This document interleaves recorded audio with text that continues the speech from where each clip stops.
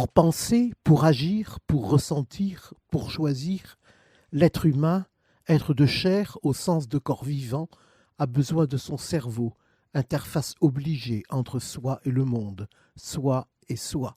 Ce qu'on appelle la morale ou l'éthique entre dans le domaine de ce que les neurosciences appellent la cognition sociale et dont l'un des aspects concerne le vivre ensemble des êtres humains dans leur famille et plus généralement la société dans laquelle ils évoluent.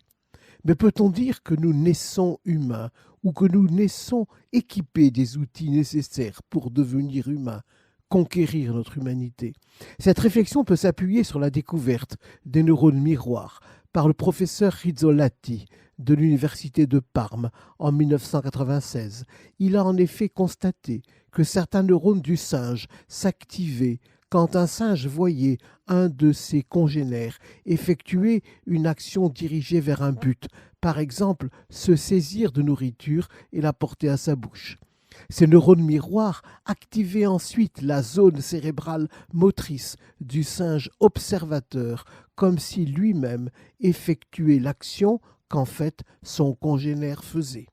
Les études faites ensuite chez l'être humain à l'aide de l'imagerie fonctionnelle ont pu montrer que l'être humain disposait aussi d'un vaste réseau de neurones miroirs dont on a pu dire initialement qu'ils étaient à la base de l'imitation. Mais il ne s'agit pas d'une imitation passive, d'une imitation de surface, d'une imitation qui ferait des êtres humains dès leur naissance des automates qui s'activeraient les uns les autres. L'imitation est à la source de l'intersubjectivité, de la résonance avec autrui. C'est grâce à nos neurones miroirs que nous avons souri au visage qui, dans notre berceau, se penchait sur nous. C'est grâce à nos neurones miroirs que nous avons tendu les bras vers les bras qui se tendaient vers nous. Les neurones miroirs sont la porte d'entrée dans les pensées et les émotions et les intentions d'autrui. Ils développent notre capacité à attribuer des intentions à autrui.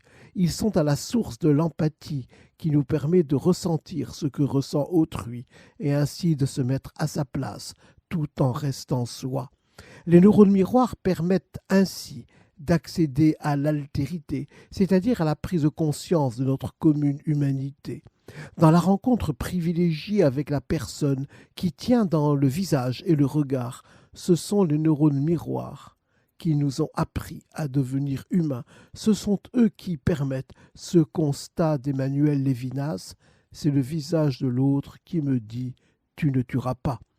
Bien des philosophes l'avaient pressenti, eux qui, d'Adam Smith à Maine de Biran, de Schopenhauer à David Hume, ont d'une manière ou d'une autre fondé notre comportement moral sur le caractère insupportable de la souffrance d'autrui.